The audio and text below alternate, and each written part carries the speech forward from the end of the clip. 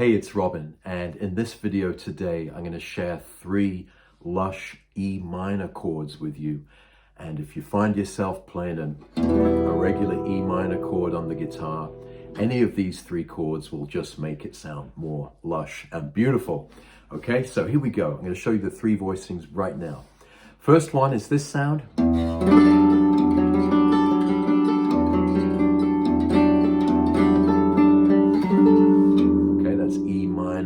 Right, you've got the E in the bass, then you've got the 9th, that's the F sharp, 4th fret on the D string. You've got the open G string, right? You've got that clash, which kind of makes it sound edgy. Then you've got the 7th of the E, right? That's the D note, it's the 3rd fret on the B string, and then the note on top by the pinky is the A, which is the 11th, right? 5th fret on the top E string, right? So these are the notes: E, F sharp, G, D, and A, right? E, 4th fret on the D string, open G string, 3rd fret on the B string, 5th fret on the top E. Okay, so if you're playing out of time, you can kind of go arpeggiate it a little bit, and if you're playing in time, you can just kind of land on it and it's going to sound really lush. One place I use this chord, which I learned from Nolan, is when the beginning of Nuages, you can actually go, which the melody is da do be da do do do, and it sounds pretty wild when you go da do da. You've got the first note there, the A of Nuages. And then you go into Nuages like that, right? So you could go.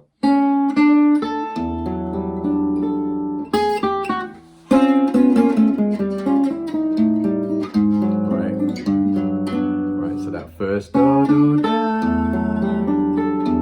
So it really kind of makes it, wow, what's that? Sounds really wide open and cool. Okay, so that's voicing number 1, E minor 11, which is really, just really satisfying to play for guitarists, right? So it just sounds great.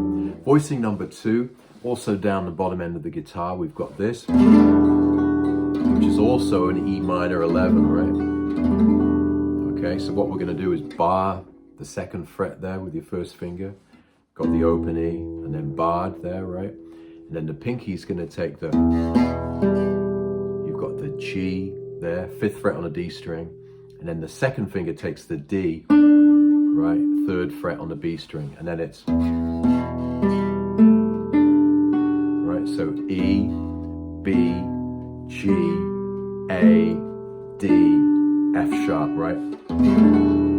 Okay, E, 2nd fret on the B string, 5th fret on the D string, 2nd fret on the G string, 3rd fret on the B string, there's the 2nd fret on the top E string. Right, so again, like a really lush voicing there for E minor. And I use that sometimes, well, lots of times actually. Anytime, it could be in a solo, just drop it in. You know, it could be in a swing piece, or it could just be an out of time ballady kind of thing. There's this piece I just taught at the Gypsy Jazz Club, Rue de Pierre from Nolan, and he loves to use this chord, and it was in one of those out of time solo guitar pieces, right? He just went, and it's one of those ones, if you are playing out of time, you can really kind of milk it and kind of like arpeggiate the strings, right? So that's number 2 voicing, really cool E minor basic sound, right? So it really brings, right, it sounds gorgeous. Number 3 is we go up the neck here, and it's this one. And this is really cool. This is another chord which I learned from Nolan. And it really sounds kind of modern and almost like an Alan Holdsworth type sound. You can kind of move it around as well. It kind of sounds wild and mysterious. But the actual voicing is, again, the bottom E there. Then you've got the B note, then you've got F sharp, then you've got G, and then you've got D, right? So bottom E, B, the 5th, the 9th, the minor 3rd, and the 7th, right? And then you've got this really kind of wild minor 9 kind of chord. And this is one, again, once you get it under your fingers, which is a bit tricky if you've never played it before. And one tip for that, I always, if someone shows me a new chord, I kind of get it together, piece it together, and then take my hand off the guitar, kind of shake it, and then go, okay, can I go back to it? Oh, yeah, I can. And I tell you what, it took me quite a while to get this one down. So just take your time, look at that, see each finger's on a different fret. And once you get it down, it's really gorgeous.